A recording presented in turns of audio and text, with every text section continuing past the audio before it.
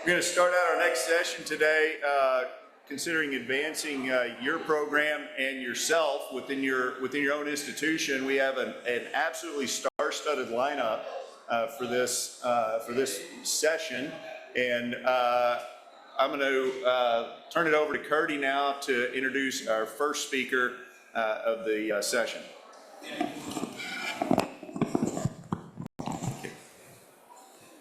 Thanks, Jim. So our first speaker and how she does it is Tami Rosenthal. She's going to talk about staffing strategies. Tami's the chief perfusionist at Children's Hospital in Philadelphia. She's also our current AMSAC president, co-chair of the Leadership Symposium. Her focus and interests lie around pediatric circuit miniaturization and mechanical circulatory support. Welcome, Tami. Thanks, Curdy, and thanks, Jim. And thanks to the planning committee to invite me to present on this hot topic today, and staffing is quite a hot topic. Looking at this quote, I think it's really stated well. Staffing, in essence, is the lifeblood of any organization. The workforce is a vital contributor to a company's collective success. So without a solid and happy workforce, most companies won't be able to succeed. So when we talk about staffing, it needs to be a really systematic and proactive approach focused on the employee. It's really about talent development. We're no longer just hiring perfusionists. We need to consider growth, skill enhancement, career progression, and ongoing opportunities for our teams. This approach integrates not only recruitment, selection, training, development, and performance management, as well as succession planning, which is something we need to start thinking more about to create a cohesive, high-performing workforce. On the employee side of the picture, having growth opportunities is now very important. It's an improved sense of well-being. We're actively working towards our goals, and expanding our abilities makes us happier at work. Better work performance, having a wider set of skills allows you to do your job better. Less stress and anxiety, which we know this is a very stressful field. So knowing how to do your job well and having the right skill set can decrease some of the stress and anxiety. And higher job satisfaction. When you feel like you're progressing in your career, you tend to feel better and happier. And more self-esteem and self-confidence. It makes you happy to go to work every day, that you're really making a difference. And this is what our staff is looking for. Now, on the organizational side, we need to create a high-performance workforce. We want to align the staff with our organizational goals. We want to help match the necessary skill sets while avoiding career stagnation and investing in our workforce, proactively addressing workforce challenges and minimizing disengagement. We want to promote a culture of continuous learning, staying ahead and keeping your program moving forward. So how do we put all that together? The statistics show that employees entering the workforce today stay an average of 2.8 years in a job before they move on or look for other opportunities. We need to do everything we can to create a workforce and culture where the staff's happy so that they'll stay. It's also been reported that on average, it costs a company 6 to 9 months of an employee's salary to replace them. So it's important that we focus on staff retention. In the book, The Experience Mindset by Tiffany Bova, she talks about the employee experience. Over the years, there's been a shift in focus to the customer experience, but it's often at a cost to the employees, making them work harder and more challenging. When Tiffany talks about the employee experience, she says employees are looking for an organizational culture that's inclusive, where employees have a voice, that promotes diversity, and provides a space where employees actually feel listened to and empowered to be themselves. People want to feel like their work matters. Trust and empowerment needs to be at the core to make that happen. Today's employees demand more from employers, and they've proven that they're willing to change jobs to get it. And often when they don't get what they're looking for, they will quickly leave. 69% of employees say that they will work harder if they're better appreciated. And employees that are most committed to their organization will put in 57% more effort on the job and are 87% less likely to resign than employees who consider themselves disengaged. So this focus on the employee experience is really key. So Bova talks about the employee experience, and she breaks it down into 4 different areas, focusing on the people, making sure that they're happy, satisfied, and challenged. We need to look at our processes. They need to be efficient. If we have to go to 4 different locations throughout the hospital to get ready for a case, it's not efficient, it's a little painful. So how can we streamline what we do? And technology, we always think that adding technology is going to improve things, but sometimes it can make it more challenging for the employees. So we really need to take that into consideration as we add more technology. And culture. If employees are not having a great experience, they're not going to stay. So we really need to have a focus on a positive culture. So let's talk about some of these actionable items. Not only is culture important, but so is communication. We need to be aware of what's happening on our teams, keep our feet on the ground, and really listen and see what's making our teams happy or unhappy. Once we know what's important to the teams, then we can make our schedules work for the individuals. We're always going to have to take call, but when, how often, and the schedules around it can really make a difference. And really recognizing what is important to your team. So when we talk about staffing, I think of it as in like 2 separate buckets. One is optimizing our current staffing, and the other is evaluating the need to increase our staffing, which a lot of programs are focusing on now. So we need to optimize our staffing so that our employees are happy. According to the standards and guidelines, we need N+1 coverage 24/7. And if we want to advance our staff professionally, we also need time for them at work to work on projects, to work on committees, to do research and skill development. But at the same time, we need to be able to flex and handle any add-on cases, emergencies, or anything that comes up that falls within our responsibility, and this can really be a challenge.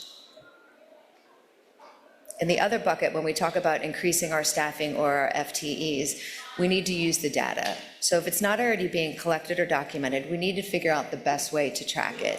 We want to watch trends. If it's just a spike in volume, it might not be the right time to add staff. But if we are seeing consistent increase in hours worked, in case volumes, or additional programs, then we need to think about acquiring additional support. And it might be time to put this data together and then present it to your hospital or your organization. And as Tiffany Bova stated in her novel, that the experience mindset, the employee satisfaction, has a direct influence on work quality, and as a result, the customer experience. So the board has set a standard for how many cases perfusionists need to remain competent as a practicing perfusionist. But each program has a case number per perfusionist that really works best for their program. We want to make sure we stay sharp on whatever technology we're expected to support. Some are much lower volume and higher acuity than others, and we can have a wide range of experience levels on our teams. And that's something we need to be thoughtful about, especially now with the perfusion shortage and the difficulty many centers are having to recruit new staff. So I think of it as a divide and conquer based on the individual's interests, skill set, skills they have, and skills they're looking to build. We're not setting them off alone, but guiding and assisting them and trying to understand that it's a team effort. Everyone has to be on board. It really starts with the hiring and follows through our day-to-day. We have our point of care, we have our mechanical support. We want to be involved in teaching throughout the hospital. The logistics of supplies and equipment can take an incredible amount of time. If we have annual skills fairs or competency sessions, and hospital committees, getting outside of the bubble of our OR is really important to create a presence and give perfusion a name within the hospital. And so in order to make this happen, we all have to work together. And I'll end by acknowledging that it was taken for granted that we had to work hard, we had to do it extremely well, and it was just an expectation. And times have changed. The expectations are still there, but with our younger generations and even our older generations, we need to acknowledge, we need praise, we need thankfulness, we need empathy. People appreciate that in their day-to-day work, and they will work harder for it. Thank you.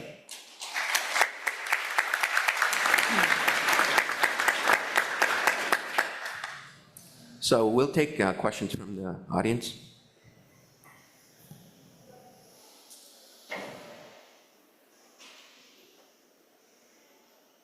The microphones are towards the back of the room.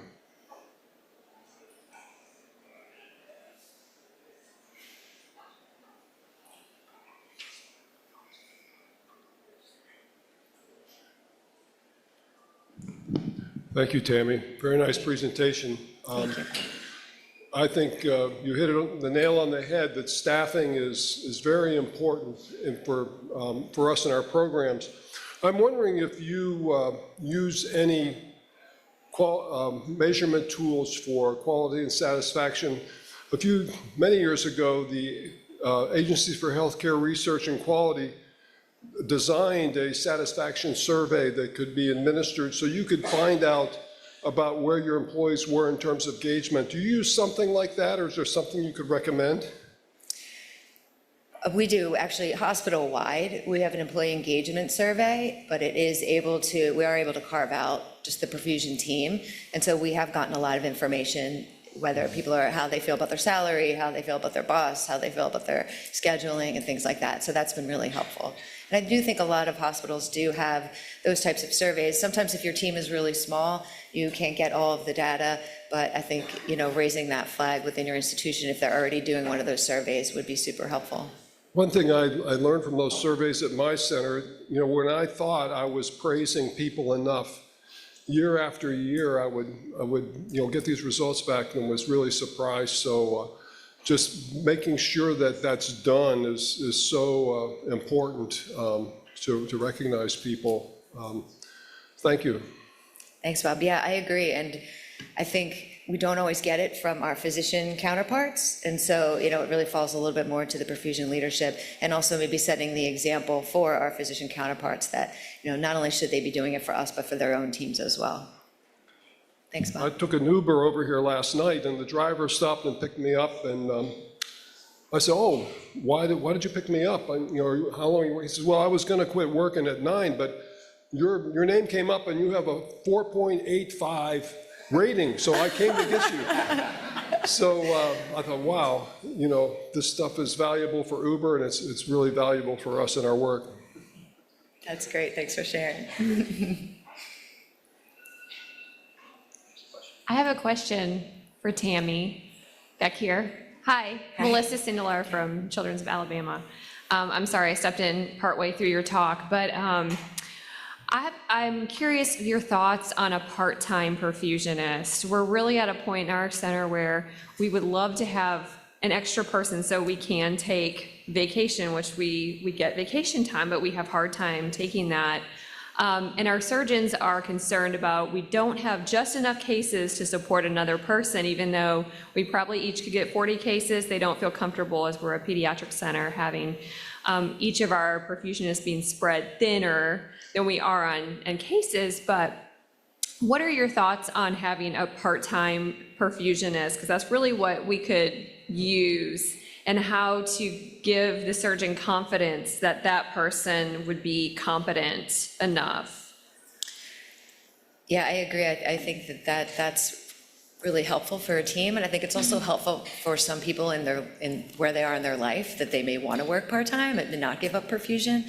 I think you're right. I mean, ideally, I would say, oh, well, let's do two people per case, but that's not possible in most institutions. In some anyway, but I think what we do is we do have per diem perfusionists, and how we support them is we do like a heavier backing, and so we're in the room more during the case. So it's definitely falls like a little more labor and work on the team, but that has seemed to be successful. Okay, great, thank you. Hi, Tami. Ray Wong, Tucson, Arizona. The suggestions that you put out there, the guidelines and the ideas are really, I guess, great suggestions for in-house hospital teams, I would think. I mean, do you have any thoughts on, like contract groups and, the small perfusion teams where the leaders are probably the owners of the companies? I guess it would be on them to take the initiative to come up with, ideas like this? Or do you think the employees have any power or any say to make such changes happen? I mean, the pay model is all different with these guys. If you get paid by the case and so forth, how do you build teams like that in such scenarios with contract groups and such?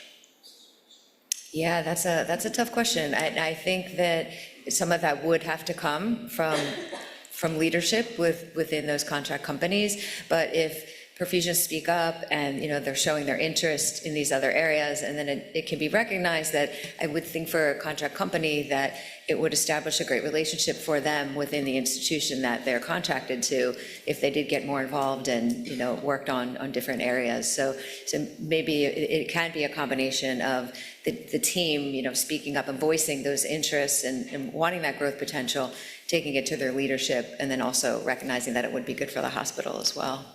Yeah, I work in-house too, so I only have a partial picture of what it's like in the contract group. So, people in contract groups, if you are finding challenges, we probably should have more of a dialogue and try and figure out what the rest of the perfusion community can do for you and what your needs are and how we can all probably progress towards having high-level teams like this.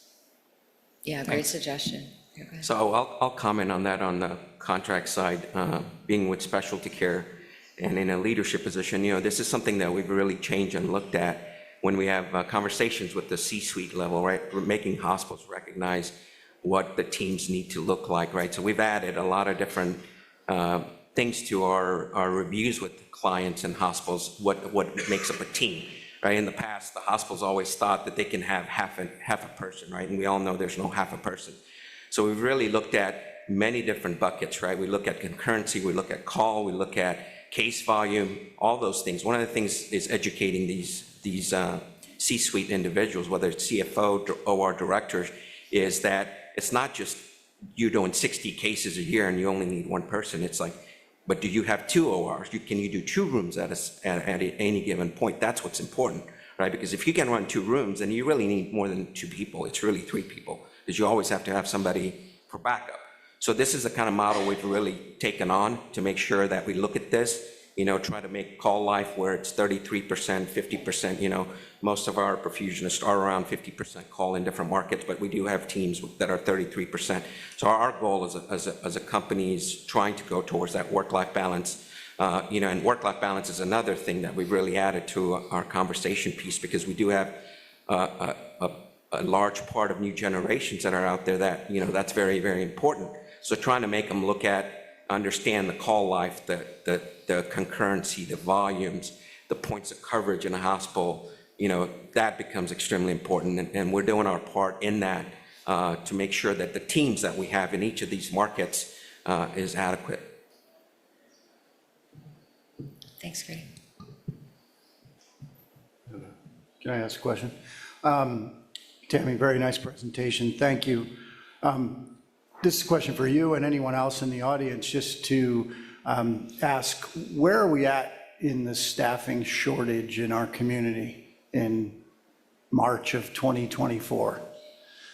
How are we doing? I know we have a number of educators in the room as well. How are we doing regarding catching up on the shortage?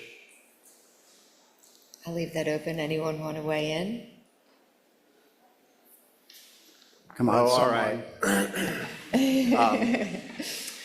Kenny, it's a great question, and it's a difficult one to answer, and many perfusion educators struggle with this as well, because we don't have sharp tools to measure what workforce vacancy is. We're too small of a profession to be captured by the Bureau of Labor Statistics, and so where do we go to determine how many positions there are open out there? Well, we go to job postings, right? Well, a job posting, could only be as contemporary as the day it was posted. If the position is filled right away, then that position no longer exists. We're aware of programs that will post a position, but they actually have 5 openings. They didn't say that in their posting. And so for us to try to understand what the denominator is, the number of vacancies, we can tell you the number of students that are graduating from programs and newly certified from data like the ABCP and the PPDC, but what we can't tell you is where are we in terms of market saturation, at what point that would be. We try to use some crude tools, so they're approximate estimations, but by all accounts, I think we're still probably at least a couple years from getting caught up in terms of our shortage in our workforce. And then lastly, when we look at data from the ABCP on when people plan to retire, we're still looking at, within the next 10 years, about almost 30% of us plan to retire and hang up our clamps. And so we're going to have to address that shortage as it's ongoing.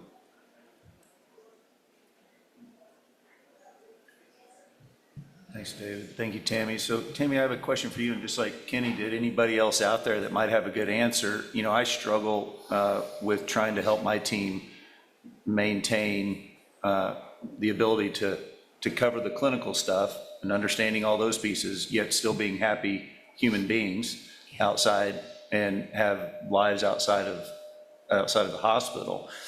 Is there anything particular that you've implemented within your institution, or anyone out there that's done something that has really helped their teams maintain that and feel better about the time when they're away and being able to get away, that you can say that this one thing or these couple of things really helped our team obtain that balance? Well, one suggestion, and anyone else wants to chime in, one suggestion that we do follow is trying to disengage. So when you're not at work, if the supplies are your responsibility, to hand that off to someone else while you're away, so that you're not checking your email, you're not getting texts. Otherwise your mind is still at work, even when you're trying to vacation. So I think that's a big deal. And then just covering each other. So if you have an event or something that's going on, to ask someone else on the team to cover that for you again, so that you can be present, in your personal life, and then the favor, comes back around, so those are two things that we've done that seem to be helping.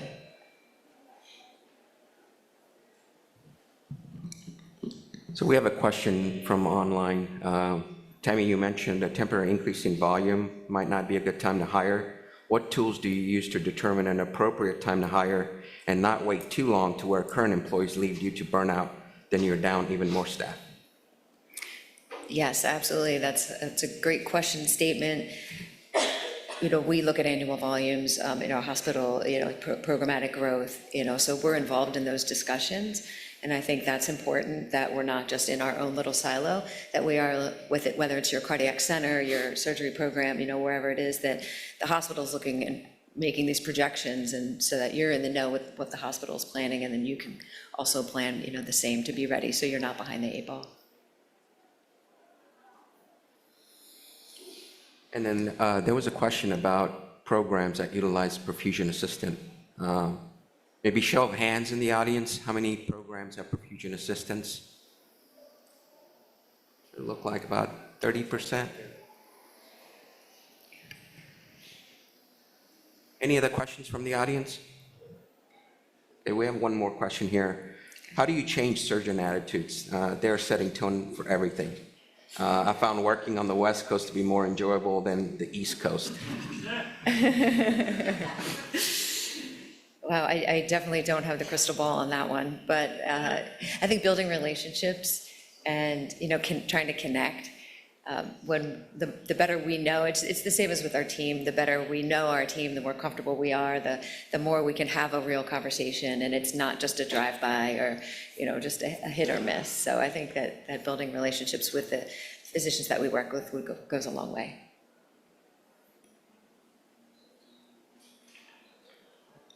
Thank you, Tammy. Any final questions? Awesome. Thank you so much, Tammy.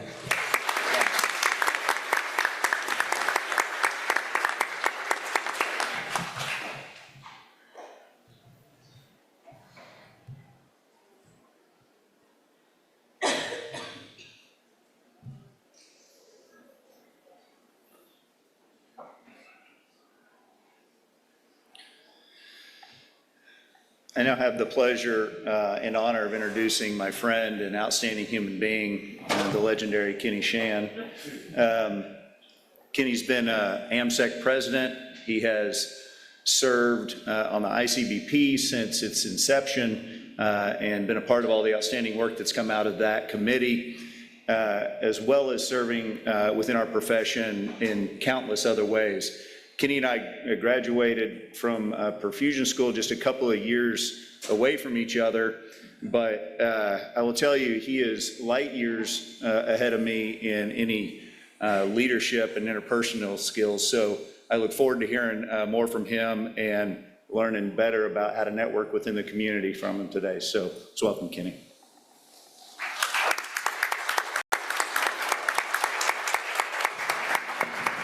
Thank you very much, Jim. Good morning, everyone. I can say what an honor it is to be on the stage with all of you individuals, and I can say all of you are in my Perfusion Rolodex. I learned the other day from Donnie Lakoski that when this session was put together, they decided that they wanted a title, Finding Your Perfusion Rolodex. And then after deciding on that title, they said, oh shoot, we need someone old enough who knows what a Rolodex is. And therefore they called on me, because apparently I have enough gray hair to fill that role. So those of you in the audience that don't know what a Rolodex is, on the right-hand side of the screen, you see what you're accustomed to, which is your contacts in your iPhone or Android phone that you keep handy when you need to call people. So as far as my disclosures, I actually could just stop at the end of this slide, because I will tell you openly, I unapologetically steal from my colleagues. I never believe my or our way at, in my case, MGH, is the best or only way.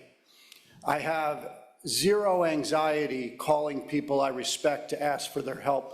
My wife always reminds me that she does not understand how I can call people for what she believes are just the most ridiculous reasons, and I don't feel uncomfortable about it at all.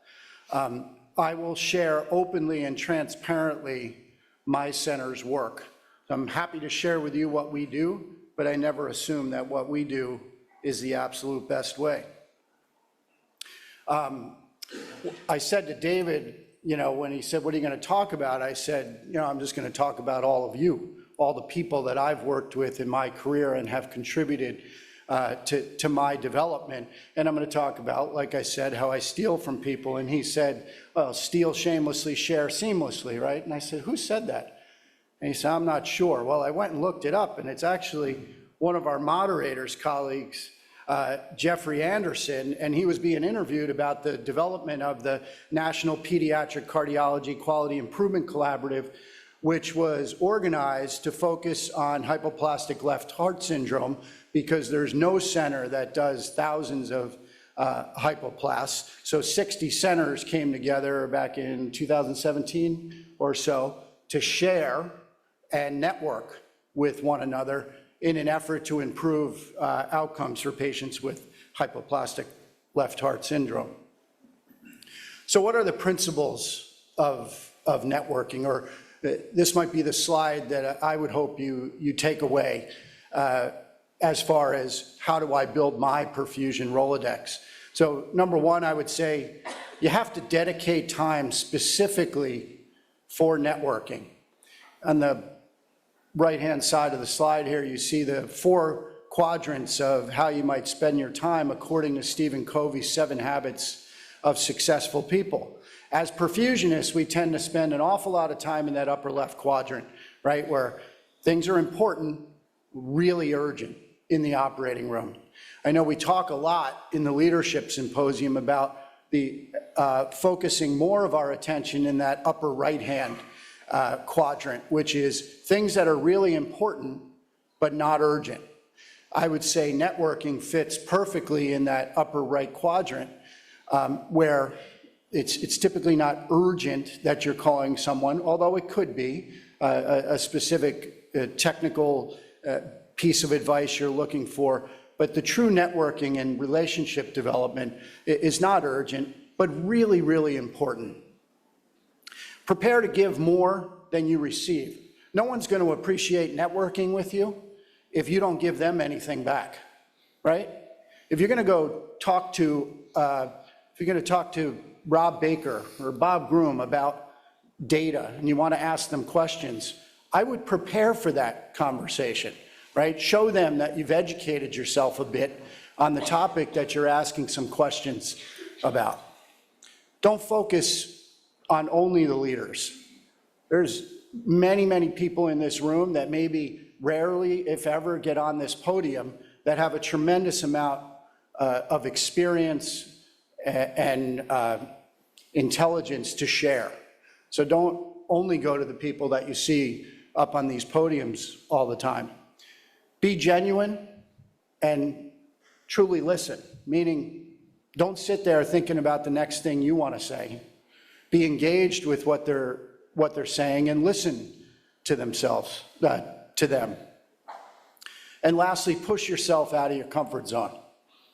It may be for some, I don't have that problem calling people.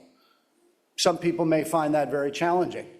And you have to, we were talking a lot yesterday about getting comfortable being uncomfortable. And I think that's truly a real thing. Push yourself out of your comfort zone. The more you do it, the more you approach people and work at these relationships, you'll actually get comfortable being uncomfortable. So why would we network? Well, some of these right here, I'd say, are some of the simpler things that as clinicians, as perfusionists who are focused intensely on the technical side of things, we might say, you know, we call someone to learn a new clinical technique, or we heard something that's about something someone was doing at another center. We call them to learn about equipment, right? You're getting a new heart-lung machine, you heard someone has the machine that you're gonna look at, you call them and you ask them for advice. You might call because you've got some staffing challenges and you wanna know, as Tami just discussed staffing, how she's dealing, for example, with some of the environmental issues or community issues in staffing. And recruiting, you know, what about this applicant?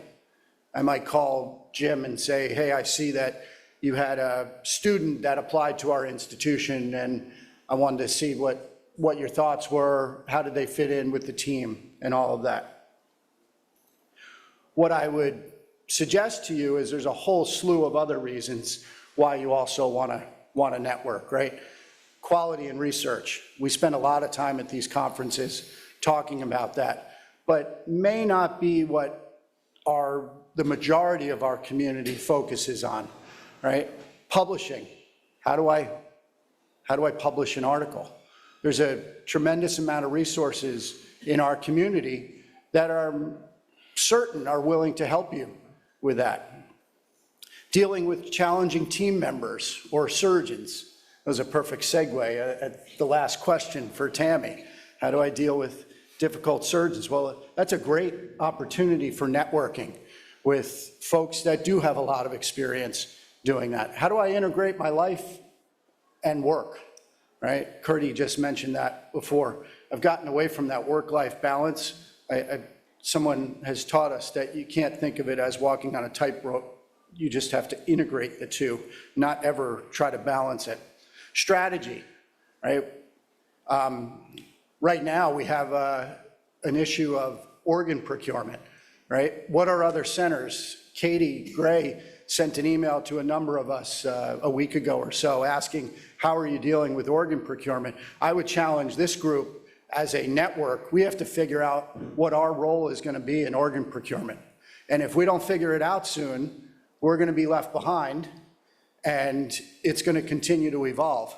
It's hard work, but we need to strategize how we're gonna deal with that. And volunteering, right? What we're all here doing, AMSECT, the Academy, the American Board, networking and seeking out those relationships to get involved with your society is another great reason for networking. So who do I network with? Obviously, your perfusion colleagues, both within your own institution and outside your institution. Surgeons. It is your responsibility to network, especially with your surgeons at your local institution, but also outside. You know, one of the most moving experiences I had of my career was going to Bob Groom's retirement at Maine Medical Center and watching one by one all of these people that he worked with over the years share some thoughts. And then at the end, Reed Quinn, the chief of cardiac surgery there at the time, got up and honestly got incredibly emotional and started crying while he was talking about the relationship that Bob and him had built over the years working together. You have to network with administrators and build relationships with them. Anesthesiologists, epidemiologists even. I know I've done that. Industry experts. Many of us probably find that easy because industry makes themselves available, but really learning from them, learning that side of the business is important. Friends and acquaintances who work in complex environments. I happen to play basketball on Thursday nights with a guy who's a COO of a company, and we talk often over a beer after basketball about the complexities of managing large teams. And his insight from a completely different industry is often very, very helpful to me. So I took the opportunity in this presentation, I said, you see this grid here of networking, and I said, could I put down kind of over the course of my career what my network might look like? And I actually had some fun just kind of putting it together. And many of the individuals on this screen, and what I did was, not only are they connected to me, but they're connected one-on-one as well and have developed their own relationships. And every person on this screen has had a tremendous influence on my career. And it's certainly not, I would need a much bigger slide to put everyone, but I have worked extremely hard getting to know all of them. In the upper right corner there, you're gonna have a presentation from Dr. Sunt tomorrow, who is one of my mentors and someone I've worked very hard at building a relationship with, and I think you're gonna enjoy his presentation. Almost everyone else on here, Jeff Riley, unfortunately no longer with us, had a tremendous influence. But can you create a slide like this for yourself and think about who all the people are that you work hard to network with and build relationships with? So in summary, you got to dedicate time. Make it a point to dedicate time to network. You got to prepare for those interactions because others should benefit from you, from your networking as well. Push yourself out of your comfort zone.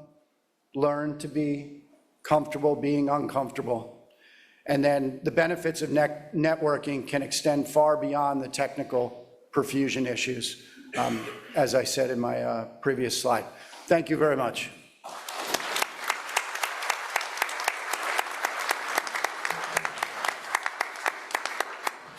Thank you, Kenny. We've built in a lot of time for questions because we have a really outstanding cast of folks up here that with a lot of experience in leadership. So we hope you all join in with those questions, those online as well, please. And it looks like we've got one for Kenny in the back with Dr. Okoski. Hi, I'm Don Okoski. I'm a health services researcher at the University of Michigan. Kenny, thank you for your talk. I think sometimes the initial conversations in the Rolodex or the iPhone are to help serve us, but in the end, it becomes friendships. And I think you brought that up, thematically in your talk.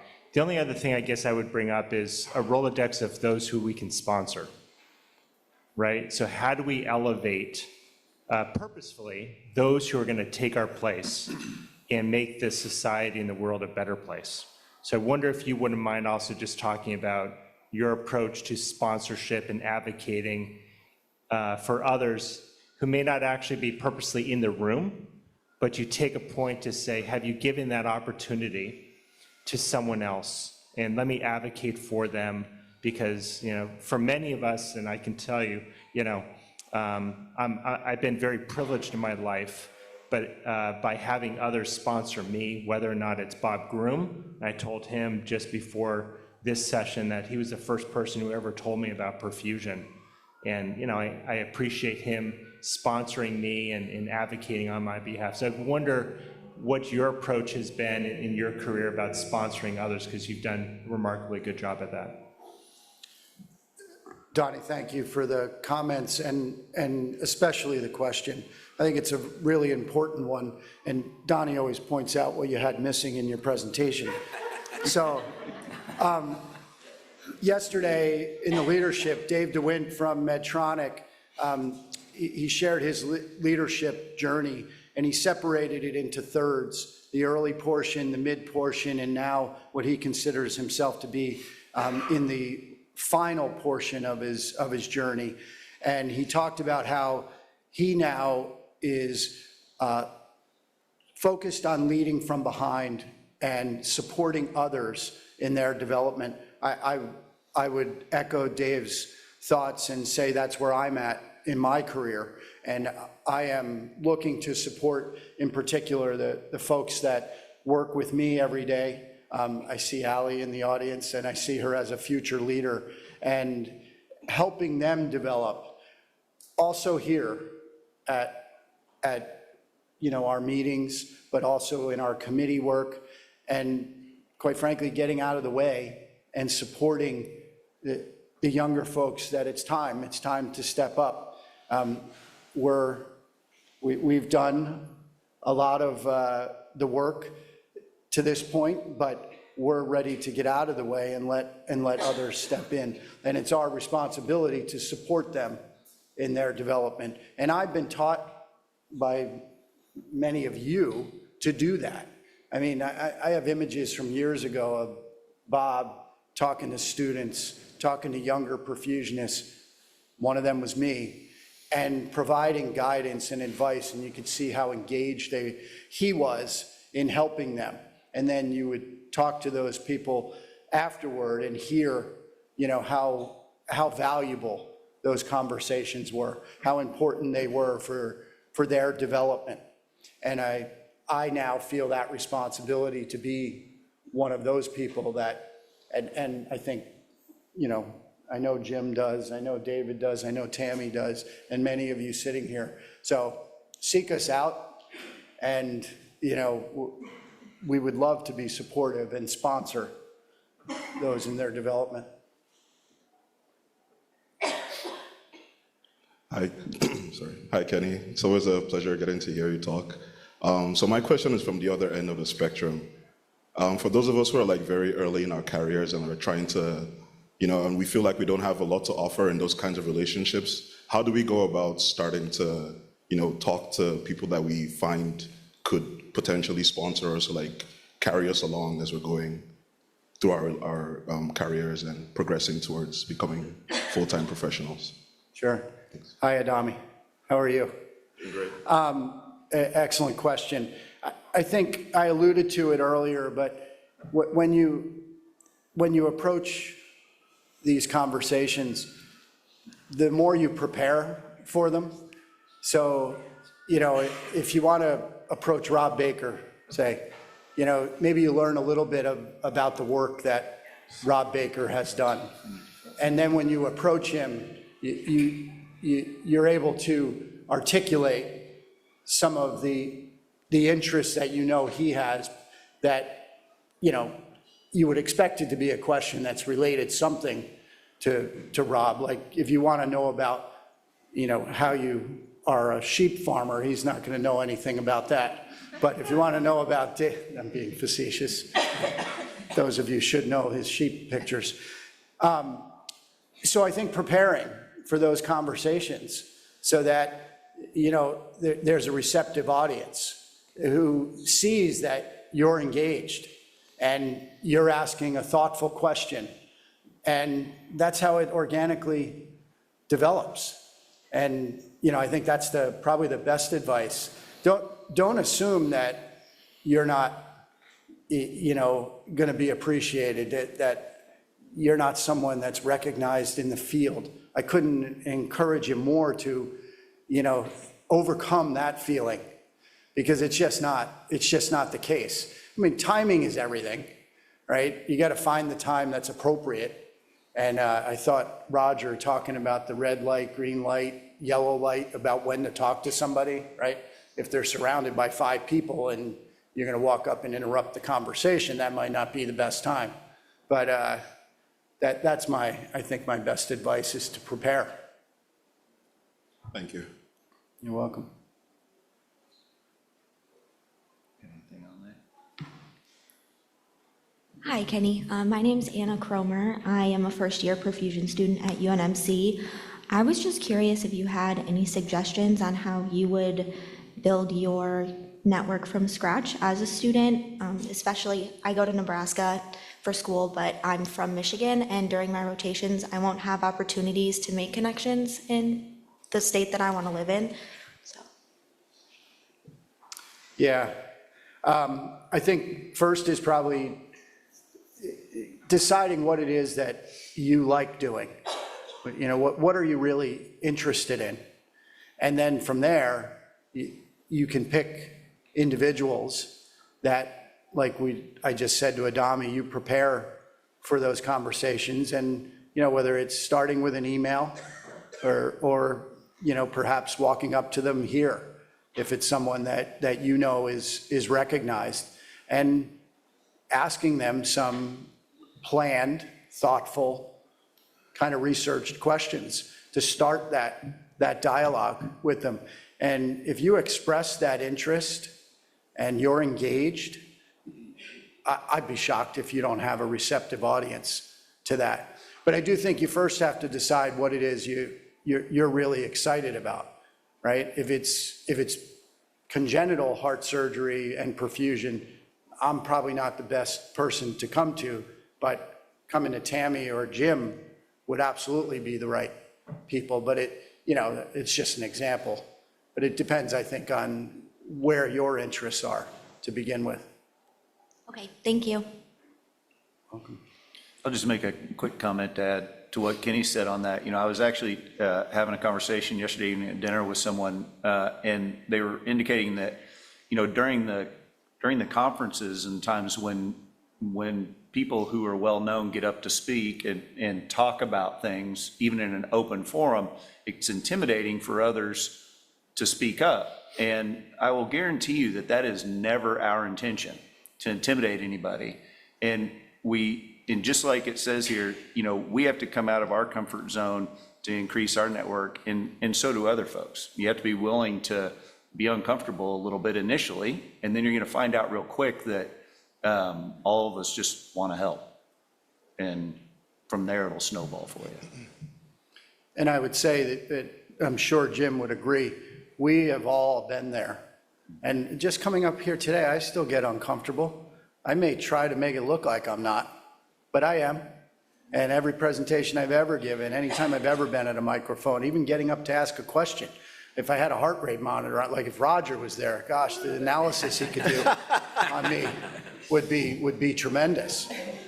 So we all feel that, and it's completely normal. You know, it is normal to get anxious and nervous. I tell my kids when they're playing, you know, sports, that's normal to get nervous and uncomfortable. So I think. Hey, Kenny, one question. Gio Cesari with InvoSurge. I was just going to follow up. Is it Anna? Is that your name? Can everyone raise their hand if you're from the state of Michigan? Anna, those are the people you want to talk to, right? So it's not that hard, really simple, right? Connect the dots and, you know, reach out to Anna, right? Pay it forward for those that are in the state. All right, good luck.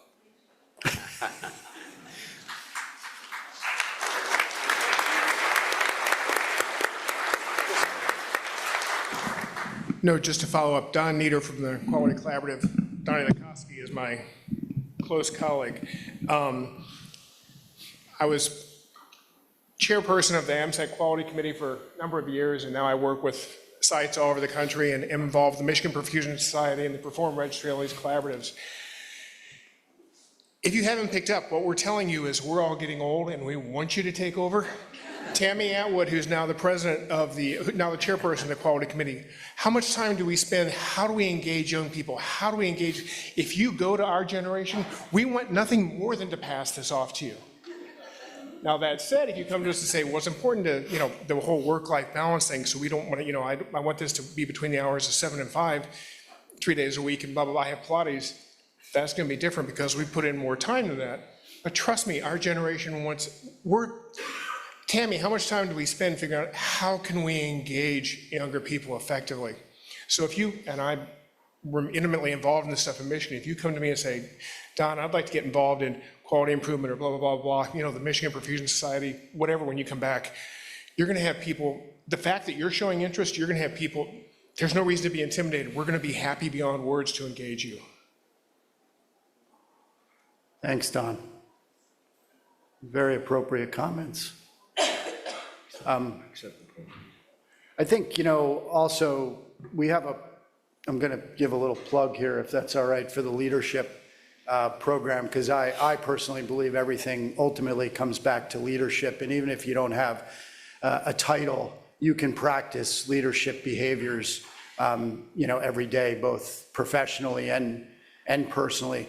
And this networking thing, it often leads to solutions or at least resources that you didn't even expect. Yesterday at the leadership, we had one of the perfusionists that was attending shared a story about their center and their chief of cardiac surgery being a bit challenging. And I actually have a resource to help her with that, namely my chief of cardiac surgery.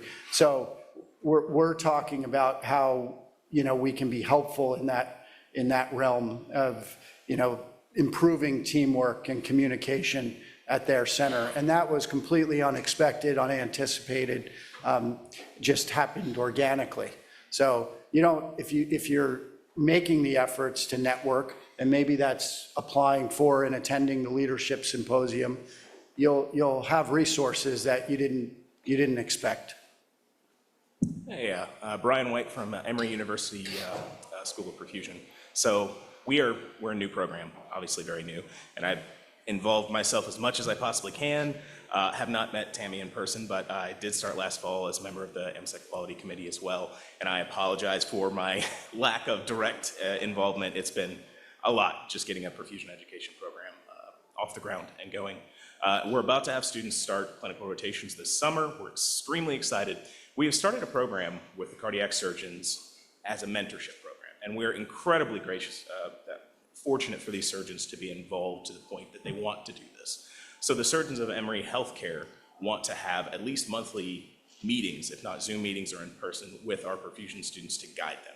So what I'm asking you is, do you have any thoughts or opinions on how best to optimize this mentorship relationship to form these students as incredibly competent clinical providers by the time they graduate, or at least student clinical providers, and prepare them for greater life as perfusion leaders? I think embracing mentorship is like, it's a conscious decision you have to make to understand how valuable that can be. I guess if I was being completely honest, I feel like most people don't embrace mentorship, don't say, I'm going to seek people out, or I'll tell you, I said steal shamelessly, every one of the people that was on that slide that I put, I have studied them. I'm being honest. I've studied the way they communicate. I've studied the way they handle themselves in a room full of people. I've studied the way they run meetings, and I steal it. But I have actively engaged in that mentoring process. As a mentor, I also appreciate that I have others that are watching what I'm doing, likely. So I think talking about, embracing mentorship, and it doesn't just, you don't just say, find a mentor, and you find somebody that you think, and then it all just happens. You got to make an effort. You got to make a conscious effort to seek out mentors and then engage them by preparing and, showing them that you're engaged, showing them that you care. And that happens over time. Mentor relationships evolve over time. All those people, again, just using it as an example, my relationship with them has evolved over the years tremendously. And some over the years, 5 years ago, I talked to some of them a whole lot more than I do now. Now I talk to others a whole lot more than I did 5 years ago. And it just evolves. But you have to embrace it. You have to engage in it. Both the mentor and the mentee have to engage in it for it to be a productive experience.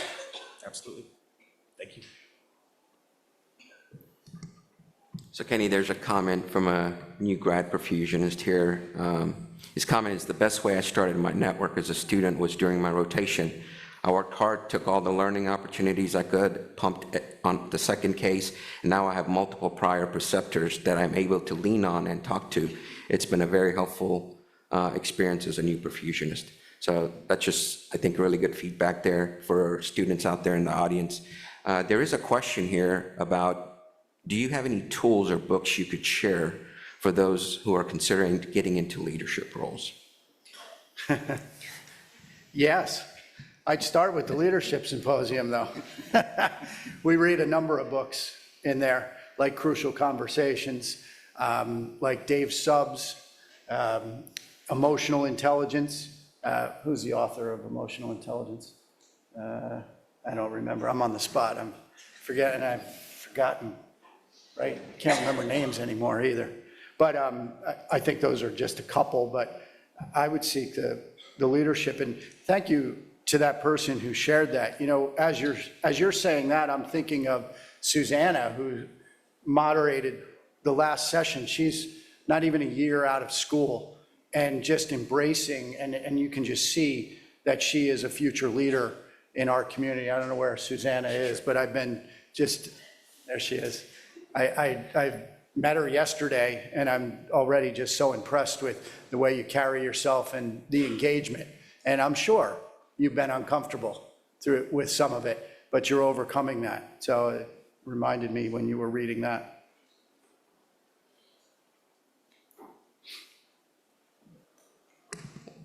Any other questions? Susanna, have a comment? Yes, I have a comment. Thank you, Kenny. Not to advertise anything, but getting started with networking, not just leadership, but there's plenty of opportunities at the conference. I think if you just walk up, I'll just walk up to strangers and start talking to them and asking them questions, and everybody's super friendly. But also in the app, we have a discussion tab. So we've kind of separated it out for students or first timers at the conference or pediatric people. That's a great way to get to know someone. If you're scared to walk up face to face and ask a question, you could just text in the chat and then maybe meet someone that way, find someone in Michigan, not to bring that up again, but there's plenty of opportunities to meet people. Thank you, Susanna. Thanks, Kenny.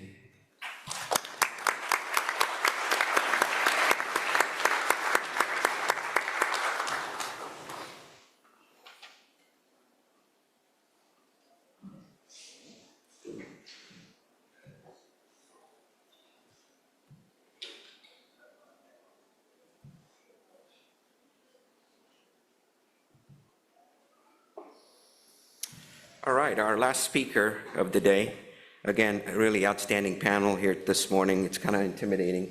You know, when Kenny was talking about the volunteering part of networking, you know, I just realized that every speaker, the table besides myself here, these are all AMSAC presidents, past or present. You know, so it's really an honor to be among this group. And the next speaker, again, David Fitzgerald. He's an Associate Dean of Student Affairs and Associate Professor from the Medical University of South Carolina. Again, he's past president 2012 to 2014, also an Associate Editor of JECT. Currently serves on ICEVP, the Leadership Symposium, and the Conference Planning Committee. So welcome, Dave. Thank you.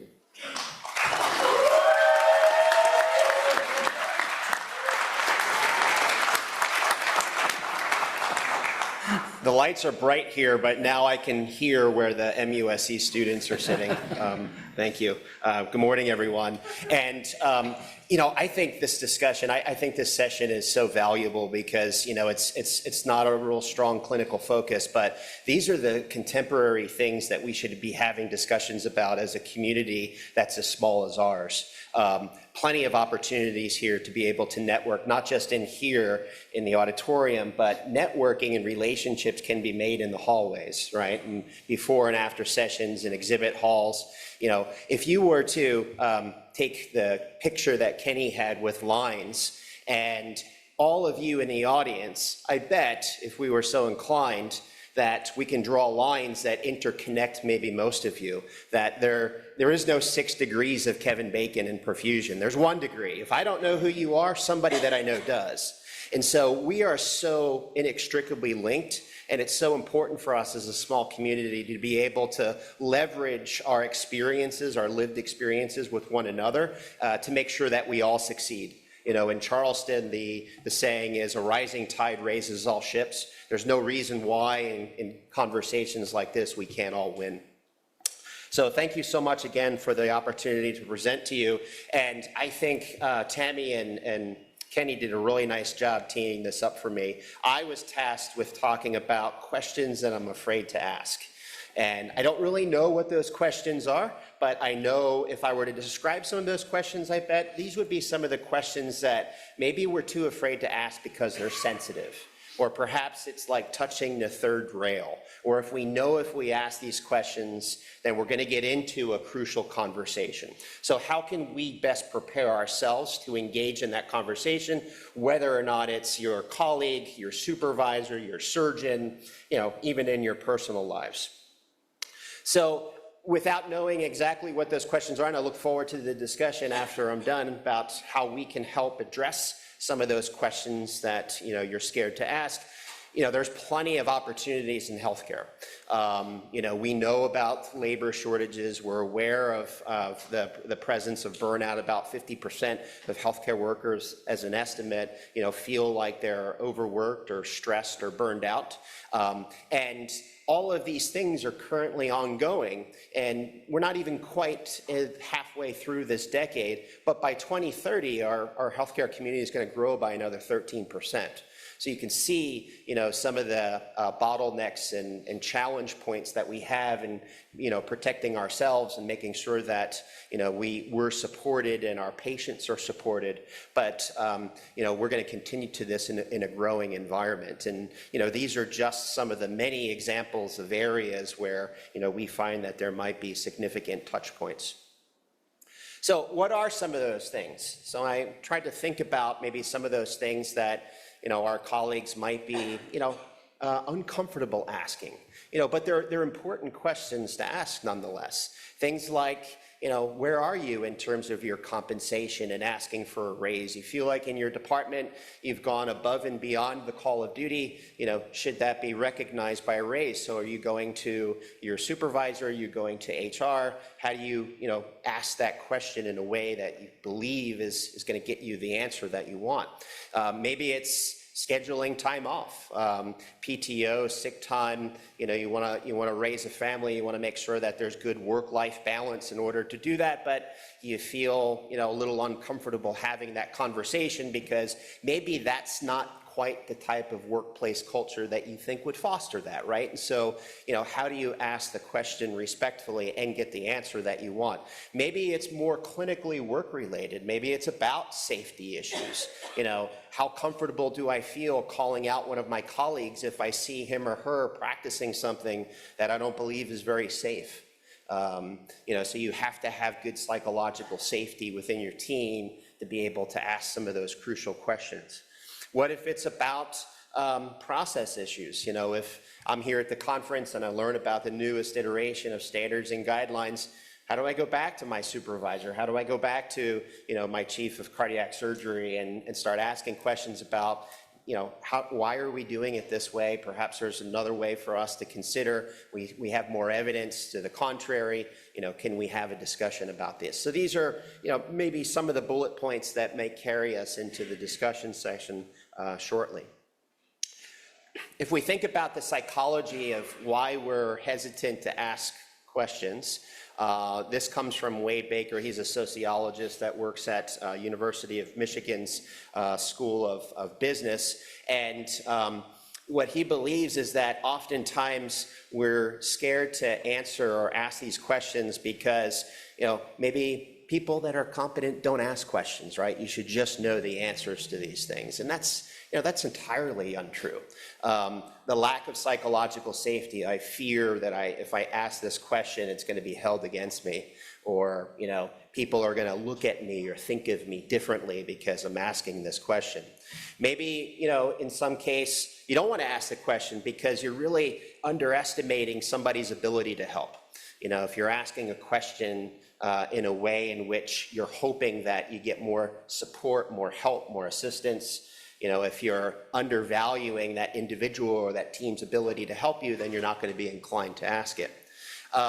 What if you just don't know how to ask it, or who are you going to ask the question?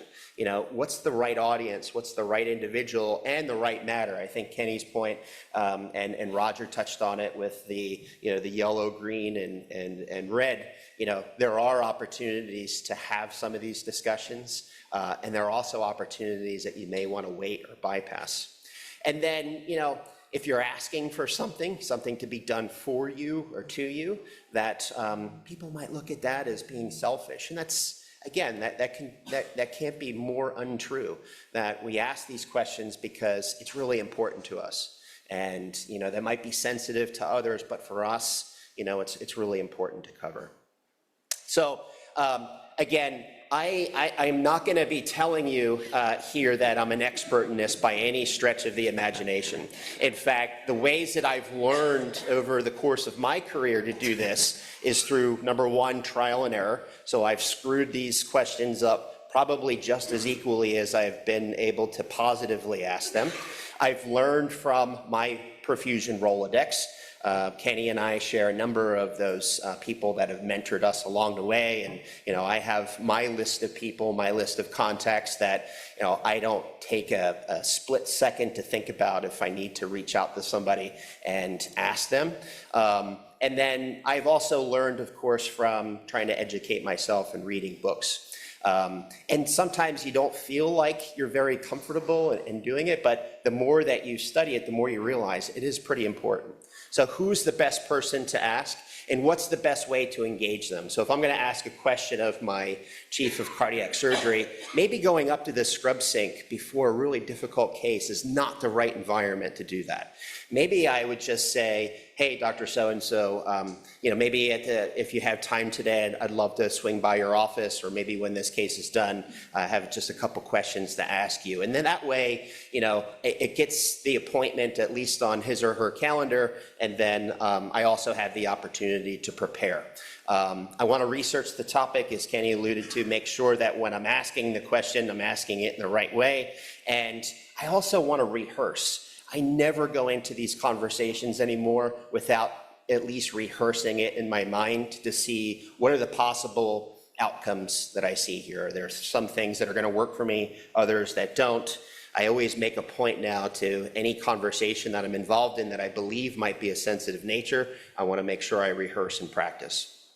And I also want to be mindful of the way I respond. If I don't hear the answer that I like, I have to have enough emotional intelligence to realize that the way I react to it could alter that person's perception of this conversation.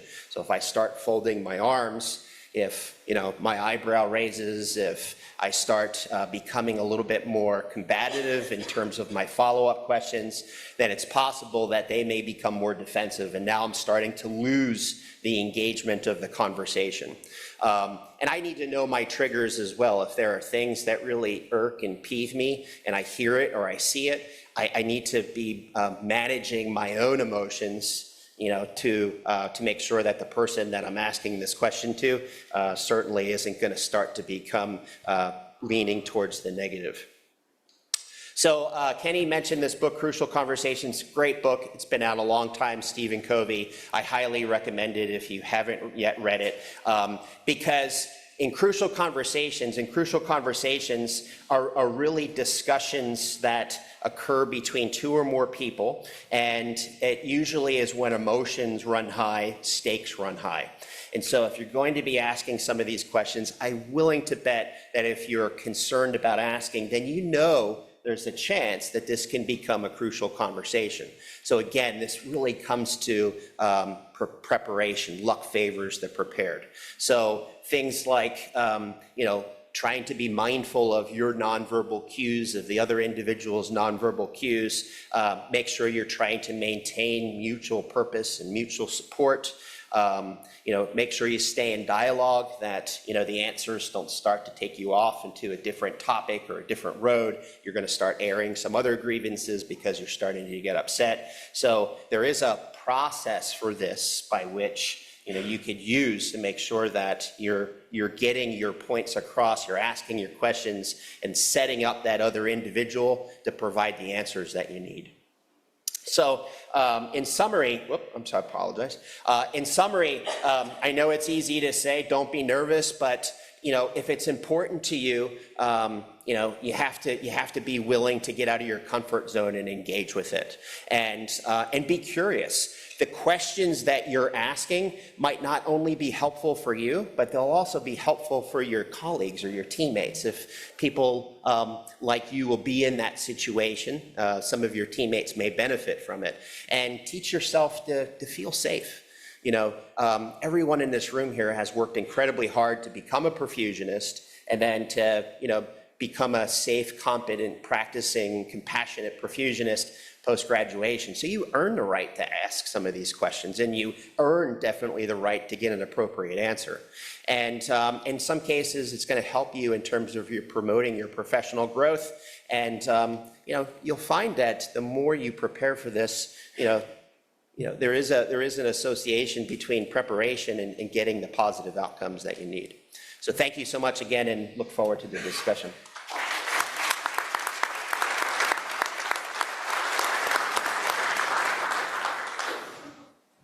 Thanks, David. Any questions from the audience? What are some of the questions that you're afraid to ask? Don't be shy now. Hi, Dave. Daniel from Stanford Children's in Palo Alto, California. So as a new grad perfusionist, I asked a lot of questions to my team, and they're very receptive and very open people, and it's very easy to ask them questions. And as I transition further into my career, I know I'm gonna eventually become a preceptor, and I know many of us in the audience are also preceptors. So how do we create an environment that allows our students to ask us these difficult questions? I know you gave a lot of really good advice on how to ask it on the other side, but I feel like creating a good conversation comes as a two-way street, and understanding how to be receptive to these difficult conversations kind of makes those conversations easier. Yeah. Daniel, that's a great question, and to your point, it's really important that those relationships are bidirectional, right? So an effective clinical preceptor provides a safe learning environment for the student, whether it's in a single case, whether it's over the course of a complete rotation.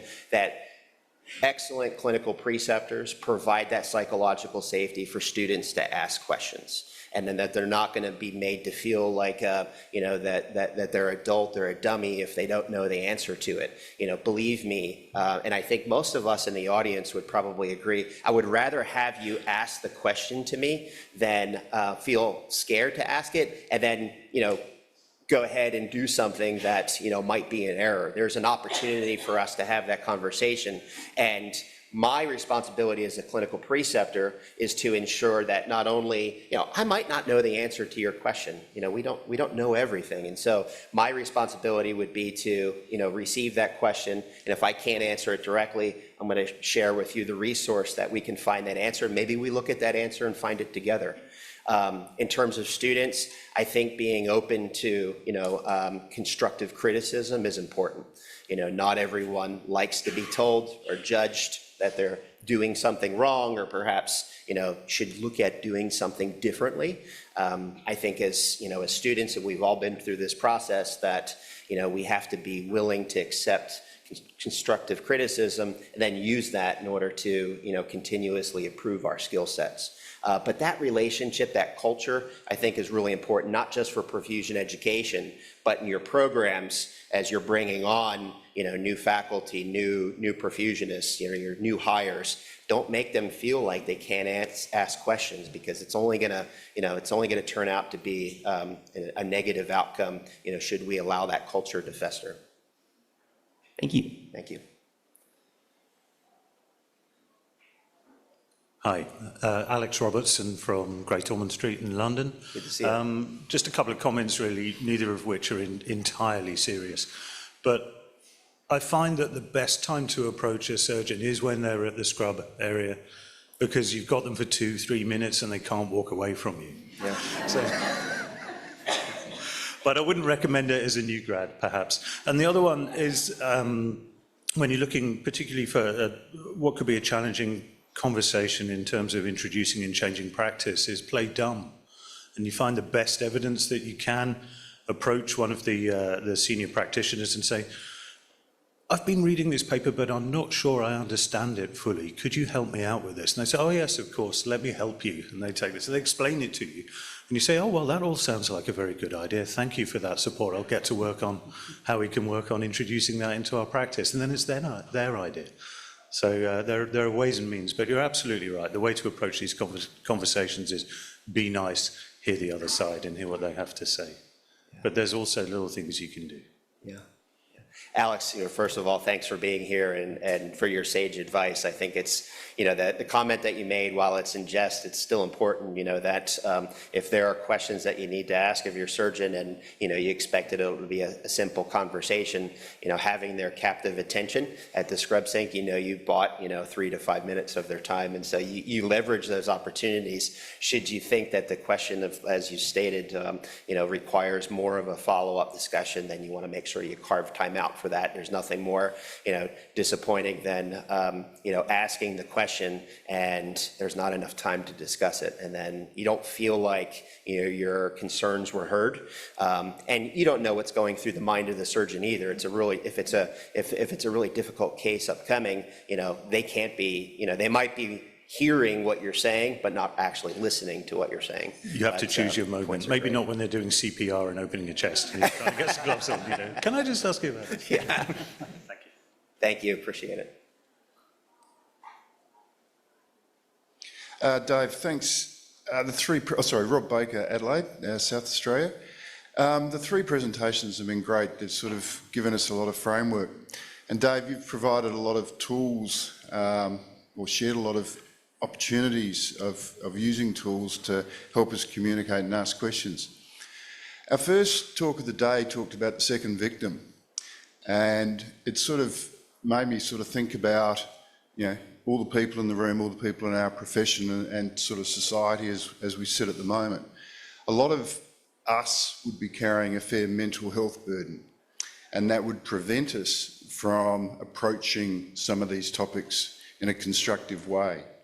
And often people who perhaps aren't asking questions for a very a strong internal reason. I'm just wondering what you've learnt about dealing and observing and potentially helping people in your sphere, if you will, who are potentially suffering from some sort of the plague of mental health in our society at the moment, which must be affecting a lot of the people in our profession. Yeah, Rob, thank you so much for the question, because it's such an important one. If we can't take care of ourselves, it's really difficult to expect that we can take care of patients the way that we need to. The mental health challenge or the mental health burden is real. I think many people had thought, when COVID occurred and we went into isolation and social distancing, that it would have a pretty significant negative impact on our ability to, effectively communicate and work with others and have those relationships, and it did. And I think we expected that once those restrictions were removed, that everything was going to go back to normal. In fact, it didn't. We even look at it in terms of education with students and mental health wellness, and it's actually degraded. It hasn't actually improved. Some of the things that I think, some of the tools that are out there, one of which is called mental health first aid.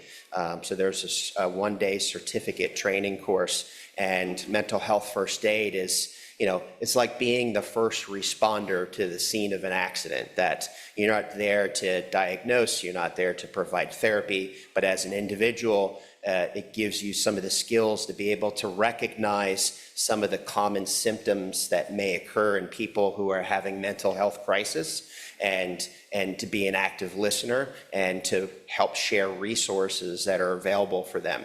So we started introducing some of this mental health first aid in our faculty and staff at our college. It's been widely, very positively received, because not only could we start to identify some of these behaviors in students, but we're also learning that we can identify these behaviors in ourselves and our colleagues. And that mental health first aid, is available for everyone. And I think, to address, the mental health challenges and crises that our colleagues have, it is something that we have to take a proactive approach on, because I do believe that we have probably even people in this audience here that are having their own, challenges and don't feel comfortable enough to share or ask. Thanks for the question.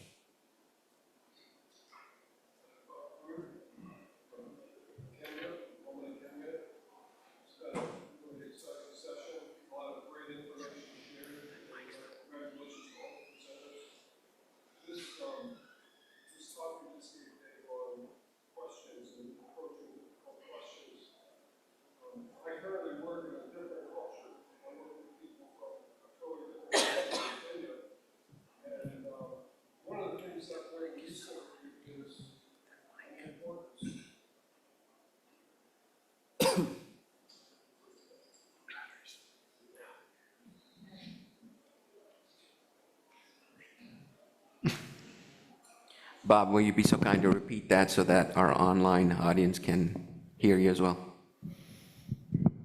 Thank you. So one of the things I've learned recently from being immersed in another culture and working in another culture is the importance of trying to understand before we ask a question. And sometimes we come to somebody, we come to a supervisor or a surgeon or a colleague, and we ask a question expecting a specific answer. So we have that program in our head, I want them to say this or that. One of Stephen Covey's 7 principles of highly successful people is to seek to understand and then to be understood. And I would just encourage you, if you have a question to raise to a supervisor or a peer or a colleague, that maybe to approach that with the idea of trying to understand more about the issue and not seeking a specific answer. I've learned this time and time again that I've approached so many things with a naive idea about the subject matter or the question. So seeking to understand and then to be understood has been a very helpful principle for me to try to learn. Yeah, Bob, thanks for sharing, and I couldn't agree with you more. And to your point, I think this is where you could actually leverage your Perfusion Rolodex, right? So you could rehearse your question or run your question by the people that you have trust in. If it's a question that I have and I think Kenny can help me in any way, he'd probably be one of the first people that I contact and say, hey, let me run this by you, see what your thoughts are. Or if I know, I'm engaging in a topic of conversation that relates to something that I know Bob has experienced, now I'm reaching out to Bob. And, you want as many people's perspectives because, again, we all have bias, right? They belong to us. They're our personal biases. And our bias isn't exactly reflected in the person that we're engaging in conversation with. So anything you can do to broaden your perspective, I think, would be valuable in terms of, what you bring to the conversation.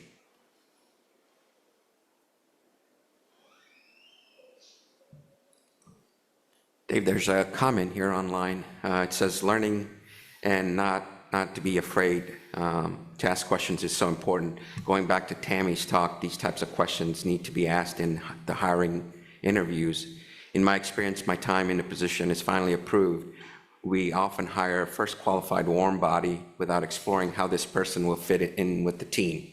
The old adage about one bad apple certainly applies to Perfusion team. One person can bring down the morale by their constant complaining and not helping others.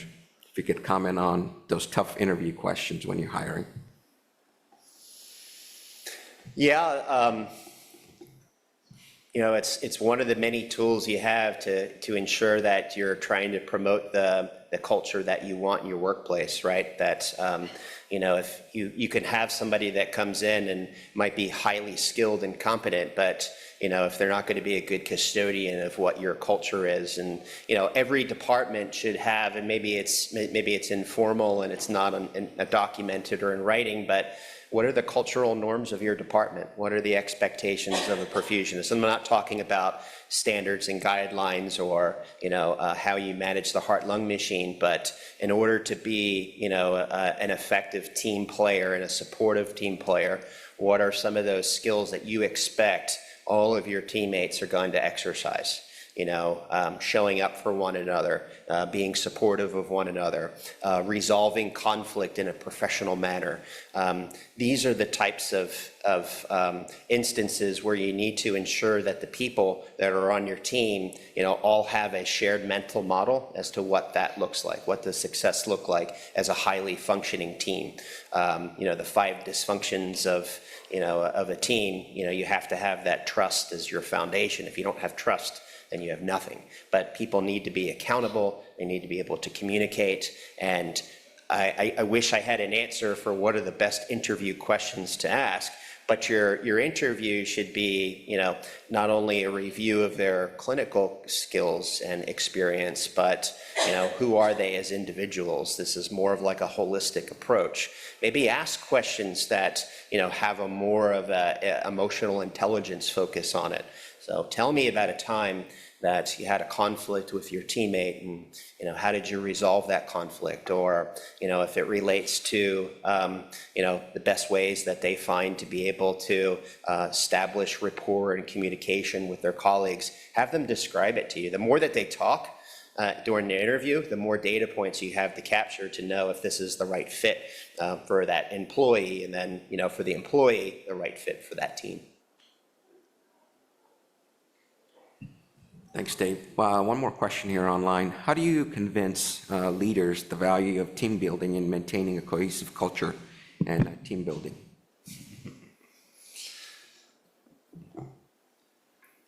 So say that one more time? So how do you convince leaders the value of team meetings in maintaining a cohesive culture and team building? Yeah.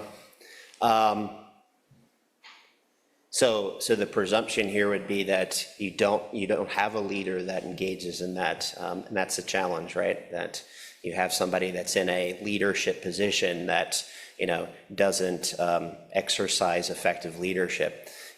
Some people get promoted into leadership positions because they're good clinicians, and I don't know about you, but when I went to perfusion school, I didn't have leadership development training as part of my curriculum. So in instances where maybe you have a leader that's not exercising those, maybe having that crucial conversation, or rehearsing your questions that you ask about ways in which the team can feel more supported by the leader, and behaviors that the leader could develop to ensure that we're all positioned as a team. We all want to be pointed in the right direction, right? We all want to be pointed in the same direction. If you feel like there's a leader in your team that's not fostering that type of culture, then I think it would be the responsibility of team members to be able to address that. There are more resources that are out there with leadership. I know a number of employers now provide some level of leadership development at their institution. We have the Leadership Symposium here, which has been now 8 years running, and to me, it's one of the best values of ways to foster leadership. Listen, leadership takes time. And it's not a one-off. You don't go to a leadership course and then all of a sudden you're an effective leader. You have to continue to feed it, right? It's greatest athletes in the world still have coaches. So you need a coach, you need people that are kind of helping you along, and you need to continue to feed that leadership development. So it's a journey. It's not, it's not something that can be easily fixed and remedied, that you have to invest in it long term. And the people that are effective leaders are the ones that are going to wind up working in effective teams.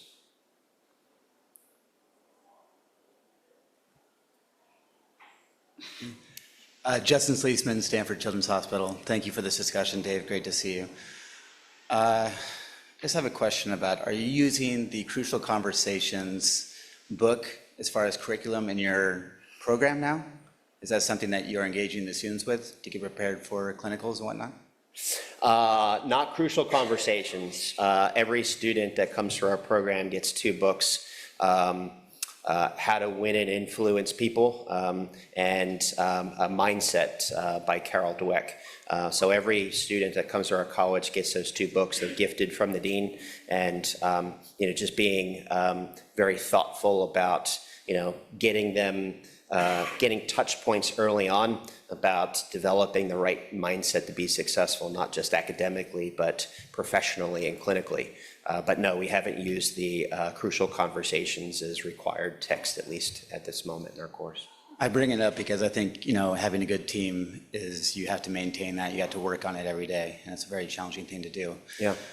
So at Stanford Children's Hospital, where Daniel's at as well, we actually had a 2-day retreat that we went off-site as a perioperative group to have framed by Crucial Conversations.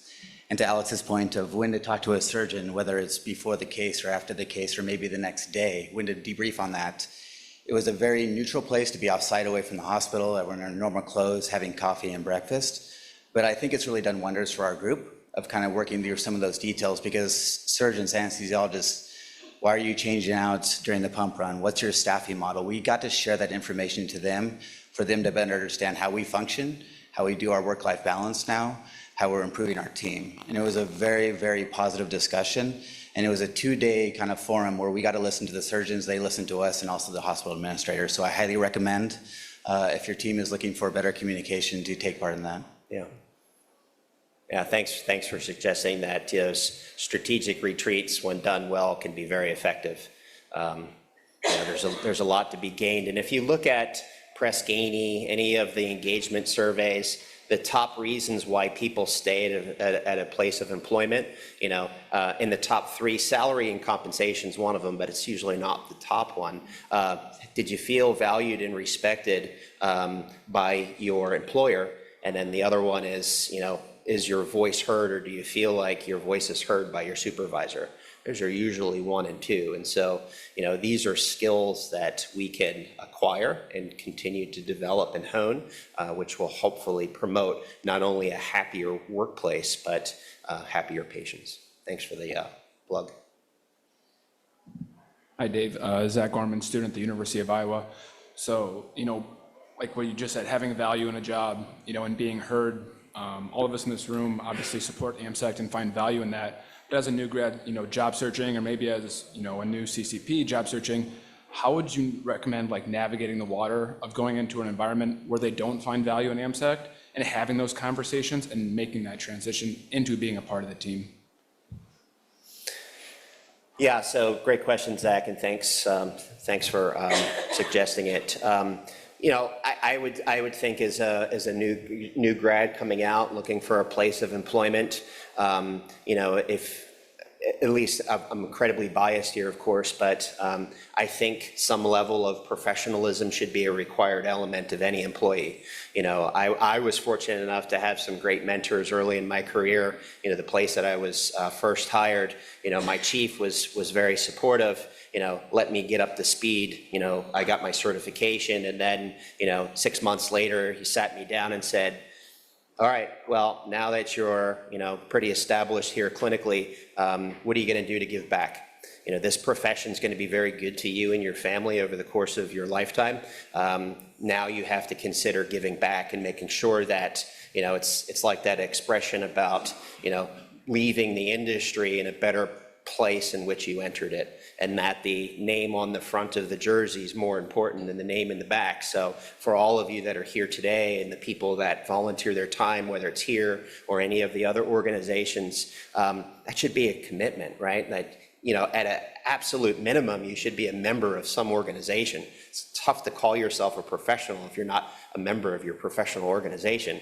But, you know, and Kenny, you know, outlined this as to how you can be involved. There's so many different ways of being involved. You don't have to stand here, you know, to be involved and to give back to your profession.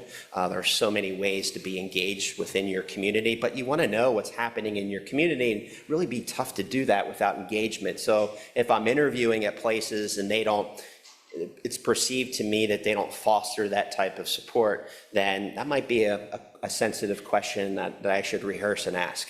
You know, why? Is there a particular reason why nobody on the team here, you know, feels inclined to give back to their profession?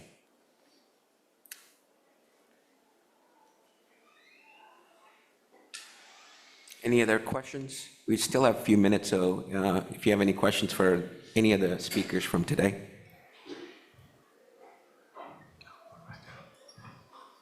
So our next session is a sponsored lunch at noon by Levanova, so please be back by noon. Thank you to the audience online and in person for the attendance. We also, just a reminder, make sure you do the feedback for the speakers. It's very important for them and also very important feedback for the convention planning committee. So thank you for coming.